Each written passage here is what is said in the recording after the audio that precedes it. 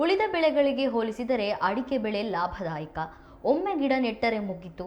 ಉಳಿದ ಬೆಳೆಗಳಷ್ಟು ಪಾಲನೆ ಇವಕ್ಕೆ ಬೇಕಿಲ್ಲ. ಆದಾಯವು ಭರ್ಜರಿಯಾಗಿ ಬರುತ್ತೆ ಎಂಬ ತಪ್ಪು ಕಲ್ಪನೆ ಹಲವರಲ್ಲಿದೆ.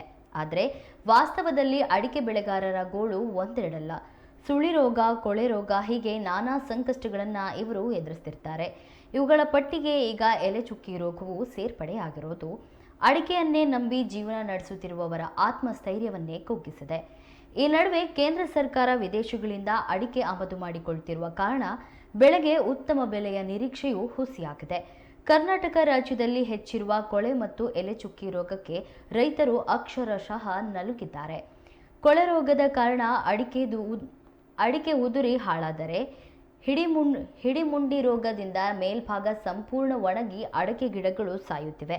ಇದು ಸಾಲದಕ್ಕೆ ಎಲೆ ಚುಕ್ಕಿ ರೋಗವು ಗಿಡಗಳನ್ನು ಬಾಧಿಸುತ್ತಿರುವ ಕಾರಣ ಬೆಳೆ ಹಾಗಿರಲಿ ಅಡಿಕೆ ಗಿಡಗಳನ್ನು ಉಳಿಸಿಕೊಳ್ಳುವುದೇ ಸವಾಲಿನ ಕೆಲಸವಾಗಿದೆ.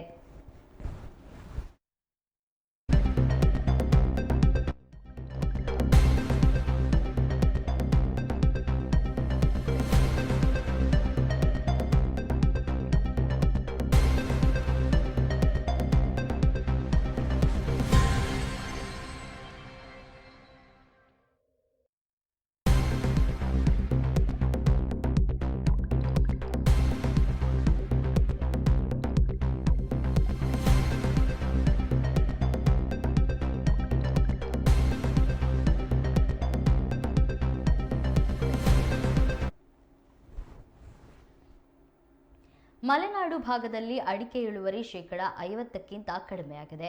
ಒಂದು ತೋಟದಿಂದ ಮತ್ತೊಂದು ತೋಟಕ್ಕೆ ಈಗ ರೋಗಗಳು ವ್ಯಾಪಿಸುತ್ತಿದ್ದು, ಇದನ್ನು ನಿಯಂತ್ರಣಕ್ಕೆ ತರುವಲ್ಲಿ ಕೃಷಿ ವಿಜ್ಞಾನಿಗಳು ವಿಫಲರಾಗಿದ್ದಾರೆ ಎನ್ನುವುದು ರೈತರ ಆರೋಪ.